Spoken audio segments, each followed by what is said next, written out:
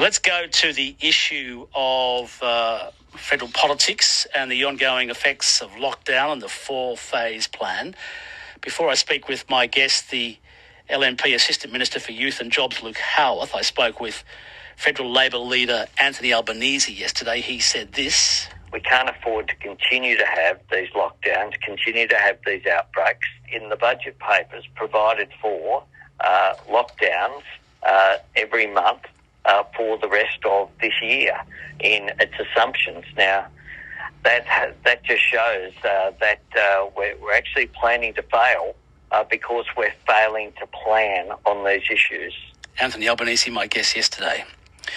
Now, as you know, on Friday, National Cabinet released a 4-phase plan.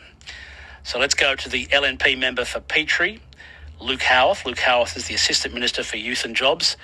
Luke Howarth, are we planning to fail because we've failed to plan, as Anthony Albanese says? No, I think we're planning and just obviously wanting to do our very best for the Australian people to get life back to normal in Australia as quickly as possible. So I was really pleased that the Prime Minister announced that plan on Friday, just around the 4 stages, and giving people hope about what we can expect in the future, because people do want to get back to normal. You know, every time there is a lockdown, it does affect small and medium businesses, family businesses, and the staff that work in them. And it affects everyone, really. So we're obviously doing that. The states are obviously doing that because they want to look after people's health. But we certainly do want to get back to normal as quickly as possible. And the government obviously is mapping out a plan around that in conjunction with National Cabinet. Anthony Albanese told me yesterday, Luke Howarth, that while it's a 4-phase plan, there's no timeline and no targets. Is this true, and why is it? That is true, and I think the Prime Minister addressed that on Friday, that over the next 4 to 6 weeks they'd look at that timeline. So if you looked at the Prime Minister's press conference on Friday, he said these are the 4 phases, and then from here we'll plan as to the actual dates and so forth. So they're still waiting on some additional information from health experts and so forth around what sort of percentage of the population should be vaccinated before they move into those different stages. So it's not a political plan, it's a plan that's based on health and on evidence and putting Australians first, making sure that we continue to provide the safety that Australia's provided compared to the rest of the world. I mean, I was just out in North Lakes today talking to someone out there who's got family back in South Africa, and their family's just caught COVID and people are dying there. The hospitals are full. So we'll continue to look after that side of it, but we do certainly want to get people back to normal. And I've also, as the federal member for Petrie, encouraged the Prime Minister as well to say and put my feedback in as a federal MP that we do need to get life back to normal. Let's get on with it. And we've seen a plan and we're certainly moving that way. Will the nation achieve its vaccine target by Christmas? I think the figure was around 80% or more of the country vaccinated by Christmas. Yeah, look, I hadn't heard of that exact figure, but I know that there's about 20,500,000 Australians that are eligible. So I'm assuming the others are under 16 and not eligible.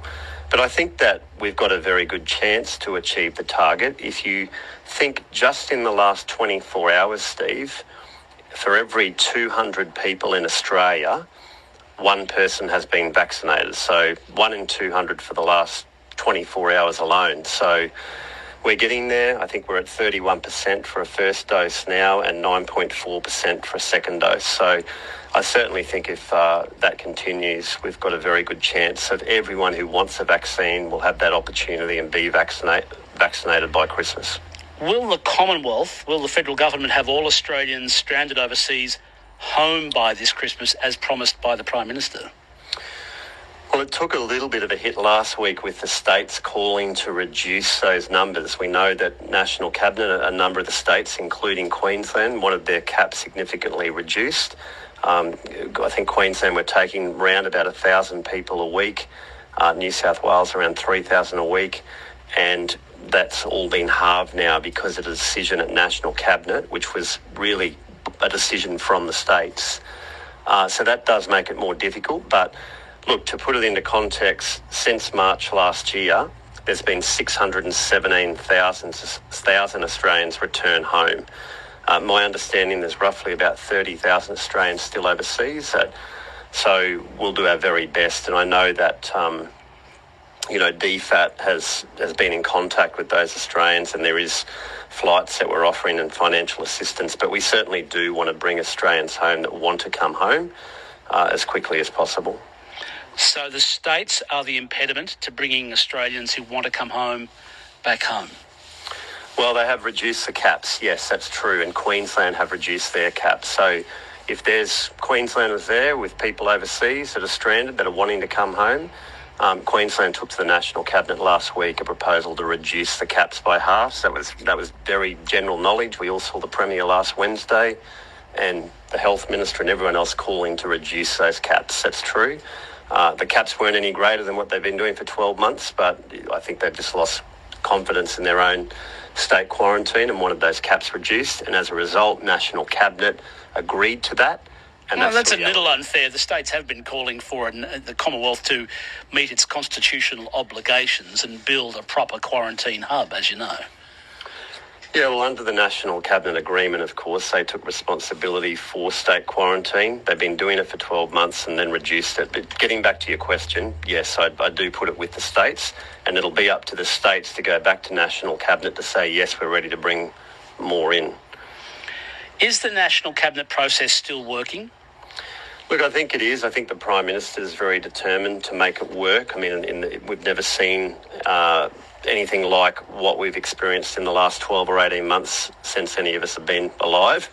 But we heard Lieutenant General Fruin this morning, he held a press conference, and he was having a task force with all the states and territories, and he said it's a great example of the work they're doing together and collaboration that will benefit everyone. So the Prime Minister's put Lieutenant General Fruin in charge. I think the Prime Minister's very committed to it, but it will involve states and territories, in my opinion, ensuring that they're supportive with the Prime Minister, that it never becomes political. If it becomes political, that will be an issue, and that's where Australians and Queenslanders will miss out. So there's no concern that the National Cabinet process is not working the way it should. It's, as far as the Commonwealth, the federal government's concerned, everything's hunky-dory at National Cabinet. As far as the Prime Minister's concerned, he's committed to the process. He's committed to ensuring that himself and the Premiers map out a plan for all Australians. And I just think he's very committed to that process, wanting it to work so we can get life back to normal and do our best for Australians. There's no place for politics in National Cabinet and what we're going through in Australia and the world at this time. My guest is Luke Howarth. Luke Howarth is the LNP member for Petrie, on a federal electorate on the north side of Brisbane. He's also the Assistant Minister for Youth and Jobs. Luke Howarth, just before I let you go, I'd like to ask you about the Bowman area. You know, there's as a result of Andrew Laming announcing that he won't be contesting the next federal election, yes, the LNP has gone through a pre-selection process. Why did the LNP Bowman Electoral Council President Craig Luxton resign over the pre-selection process? It sounds like things aren't going well in the LNP in Queensland. Oh, no, things are going very well. It's just that, from my understanding, and I've never met any of these people, by the way, but my understanding is the chairman, which is a volunteer position, of course, these are all volunteer positions, didn't like the outcome of the pre-selection and so didn't like the candidate that was pre-selected, so decided to resign. So I guess he can do that if he wants. But I would say that when it comes to pre-selections, whether it's Senate pre-selections or pre-selections for seats like mine or our state election pre-selections that'll happen in the lead up to the October 2024 election, the LNP is probably the most democratic pre-selection process in the country, out of the Liberal Party at least. They basically give every member a vote that's been in the party for 12 months or more.